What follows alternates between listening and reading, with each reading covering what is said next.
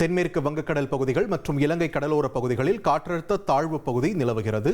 குமரி, நெல்லை, தூத்துக்குடி, ராமநாதபுரம் மற்றும் சிவகங்கை, விருதுநகர், தென்காசி, தேனி மாவட்டங்களில் நாளை 18ஆம் தேதி கனமழைக்கு வாய்ப்புள்ளதாக வானிலை ஆய்வு மையம் தெரிவித்துள்ளது. நாளை மறுநாள் மற்றும் 20ஆம் தேதிகளில் மயிலாடுதுறை, கடலூர் மாவட்டங்களில் ஓரிரு இடங்களில் கனமழைக்கு வாய்ப்புள்ளதாக தெரிவிக்கப்பட்டுள்ளது. 21ஆம் தேதி மயிலாடுதுறை, கடலூர், விழுப்புரம், செங்கல்பட்டு, நாகையில் கனமழை பெய்ய வாய்ப்புள்ளதாக தெரிவிக்கப்பட்டுள்ளது. சென்னையில் நாளை நகரின் ஒரு சில பகுதிகளில் இடி மின்னலுடன் லேசானது முதல் மிதமான மழை பெய்ய வாய்ப்புள்ளதாக கூறப்பட்டுள்ளது. சவுதி அரேபியாவில் புனித பயணம் மேற்கொண்ட இந்தியர்கள் சென்ற பேருந்து விபத்திற்குள்ளாகி வெடித்து சிதறியதில் 42 பேர் பலியான சம்பவம் பெரும் சோகத்தை ஏற்படுத்தியுள்ளது. இந்திய நேரப்படி அதிகாலை 1:30 மணியளவில் மதீனாவிலிருந்து சுமார் 160 கிலோமீட்டர் தொலைவில் உள்ள முப்ரிஹத் அருகே டீசல் டேங்கர் லாரி மீது மோதி விபத்திற்குள்ளாகி வெடித்து சிதறியது. பேருந்தில் 43 பேர் இருந்துள்ளனர்.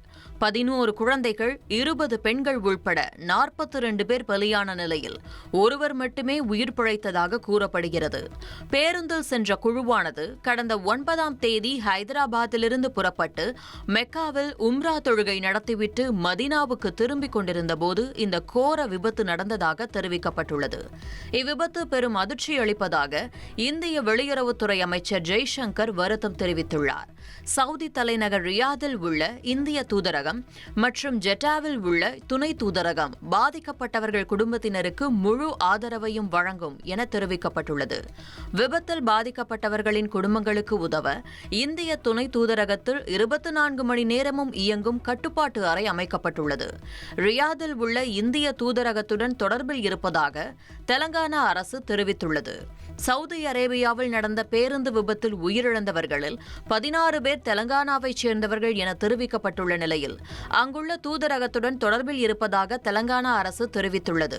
விபத்து குறித்து அதிர்ச்சியை வெளிப்படுத்திய தெலங்கானா முதல்வர் ரேவந்த் ரெட்டி அடுத்த கட்ட நடவடிக்கைகளுக்கு உத்தரவிட்டுள்ளார்.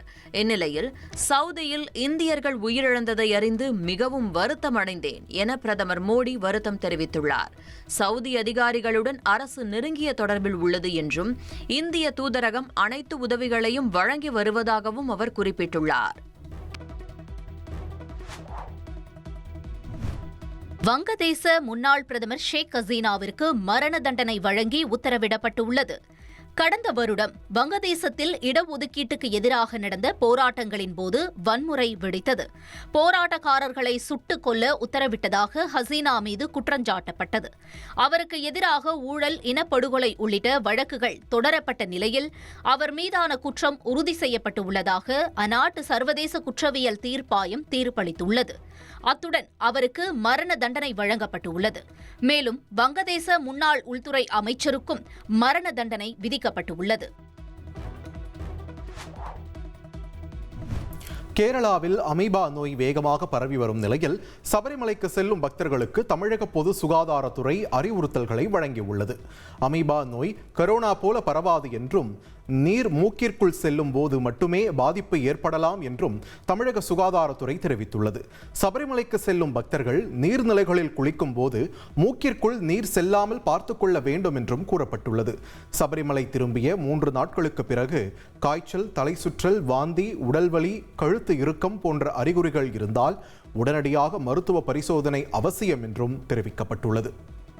உடல்நிலை பிரச்சனைகள் உள்ளவர்கள் மருத்துவ ஆவணங்கள், மருந்துகளுடன் பயணம் செய்யவும், கொதிக்க வைத்த நீரை மட்டுமே குடிக்கவும் அறிவுறுத்தப்பட்டுள்ளது.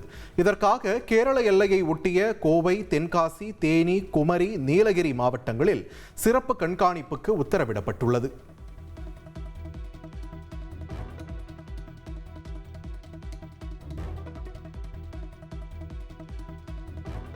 பீகார் முதலமைச்சர் பதவியை நிதிஷ்குமார் ராஜினாமா செய்தார். பீகார் சட்டசபை தேர்தலில் ஆளும் என்டிஏ கூட்டணி 202 இடங்களில் வெற்றி பெற்று ஆட்சியை தக்க வைத்துள்ளது. இந்நிலையில் பட்னாவில் உள்ள ஆளுநர் மாளிகையில் ஆளுநர் ஆரிஃப் முகமது கானை சந்தித்த நிதிஷ்குமார் முதல்வர் பதவியை ராஜினாமா செய்தார். இதனை ஏற்றுக்கொண்ட ஆளுநர் புதிய அரசு பதவியேற்கும் வரை தற்காலிக முதல்வராக தொடரும்படி கேட்டுக்கொண்டார். இதனிடையே தேசிய ஜனநாயக கூட்டணியின் சட்டமன்ற குழு தலைவராகவும் முதல்வராகவும் நிதிஷ்குமார் தேர்வு செய்யப்பட உள்ளதாக தெரிவிக்கப்பட்டுள்ளது.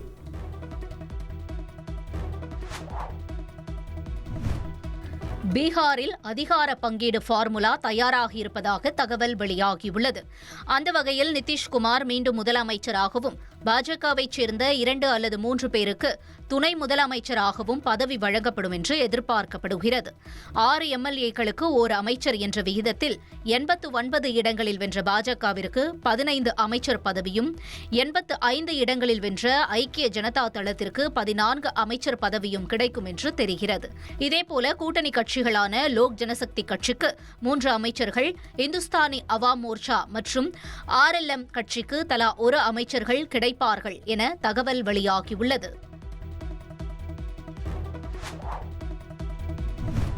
சென்னை அடுத்த கிளாம்பாக்கம் ரயில் நிலையத்தை பொங்கல் பண்டிகைக்கு முன் பயன்பாட்டுக்கு கொண்டுவர ரயில்வே நிர்வாகம் தீவிரம் காட்டி வருகிறது. கிளாம்பாக்கத்தில் பேருந்து முனையம் கட்டப்பட்டதை தொடர்ந்து கடந்த 2024ஆம் ஆண்டு முதல் கிளாம்பாக்கம் ரயில் நிலையம் அமைக்கும் பணி நடைபெற்று வருகிறது. பெரும்பாலான பணிகள் முடிவடைந்த நிலையில் தற்போது கிளாம்பாக்கம் ரயில் நிலையத்தையும் பேருந்து நிலையத்தையும் இணைப்பதற்கான பாலம் கட்டும் பணி நடைபெற்று வருகிறது.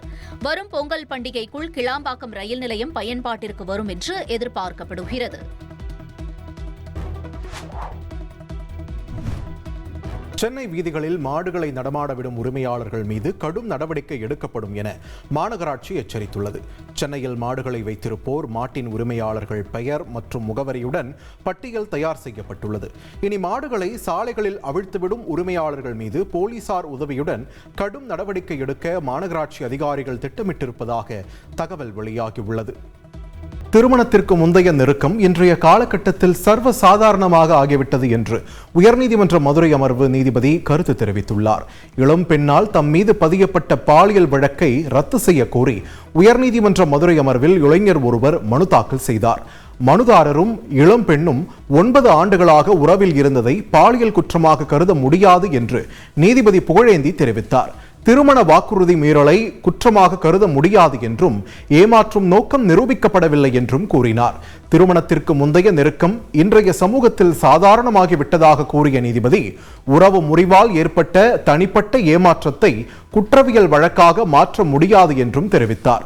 மனுதாரருக்கு எதிராக வழக்கு தொடருவது என்பது சட்ட செயல்முறையை துஷ்பிரயோகம் செய்வதற்கு சமம் என்று இந்த நீதிமன்றம் கருதுவதாகவும், எனவே இளைஞர் மீது பதியப்பட்ட வழக்கு முழுமையாக ரத்து செய்யப்படுகிறது என்றும் நீதிபதி உத்தரவிட்டார். IPL தொடரில் ராஜஸ்தான் ராயல்ஸ் அணியின் தலைமை பயிற்சியாளராக இலங்கை கிரிக்கெட் ஜாம்பவான் குமார் சங்கக்கரா மீண்டும் நியமனம் செய்யப்பட்டுள்ளார். அந்த அணியின் தலைமை பயிற்சியாளர் பொறுப்பில் இருந்து ராகுல் டிராவிட் அண்மையில் விலகினார். இந்த நிலையில் ஏற்கனவே அந்த அணியின் இயக்குநராகவும் தலைமை பயிற்சியாளராகவும் பொறுப்பு வகித்திருந்த சங்கக்கராவுக்கு மீண்டும் வாய்ப்பு வழங்கப்பட்டுள்ளது.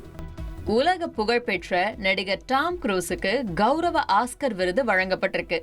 சினிமாவுக்காக தான் உயிரை கூட பணயம் வைக்கக்கூடிய அளவு அபாரமான நடிகர் டாம் குரூஸ். இதுக்கு அவரோட ஆக்ஷன் காட்சிகளே சாட்சி.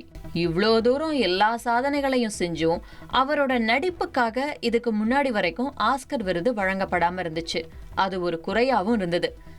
ஆனா திரைப்பட கலை மற்றும் அறிவியல் துறையில வாழ்நாள் சாதனை, விதிவிலக்கான பங்களிப்புகளுக்காக வழங்கப்படக்கூடிய கௌரவ ஆஸ்கர் விருது நம்ம டாம் குரூஸுக்கு வழங்கப்பட்டிருக்கு. Tom, it's my honor to present you with this Governor Award. அவரோட சேர்ந்து Dolly Parton, Debbie Allen, Wynn தாமஸுக்கும் கௌரவ ஆஸ்கர் விருதுகள் வழங்கப்பட்டது. விருதை வாங்கிட்டு டெப்பி ஆலனோட சேர்ந்து நம்ம டாம் குரூஸ் உற்சாக நடனமாடின வீடியோ இணையத்துல பயங்கர வைரல் ஆயிட்டு இருக்கு.